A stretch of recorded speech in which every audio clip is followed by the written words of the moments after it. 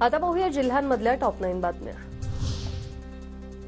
राज्यात कुपोषणामुळे बालमृत्यूचं प्रमाण वाढलं। 7 महिन्यांमध्ये राज्यात 6215 बालमृत्यूंची नोंद। राज्यातील जवळपास 2 लाख अंगणवाडी सेविका आणि मदतनीस यांचा बेमुदत संपात सहभाग। संपामुळे 60 लाख बालक पोषण आहारापासून वंचित। कुपोषणावरही मोठा परिणाम होण्याची शक्यता। अहमदनगरमध्ये कोठी परिसरातील एका हॉस्पिटलच्या आवारात तलवार फेकून घेऊन फिरणाऱ्याला अटक। तरुणाकडील तलवार जप्त। कोतवाली पोलिसांची कारवाई।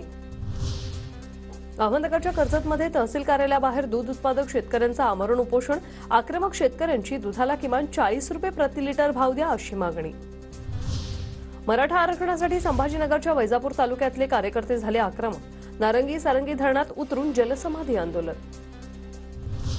लासलगावमध्ये कांदा निर्यात बंदी विरोधात शेतकरी आक्रमक। लासलगाव बाजार समितीत संतप्त शेतकऱ्यांकडून कांदा लिलाव बंद।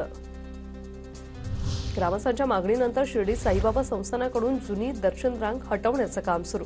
त्रिसदस्यीय समिती बरखास्त करून लवकरात लवकर विश्वस्त मंडळ नेमण्याचीही राज्य सरकारकडे मागणी।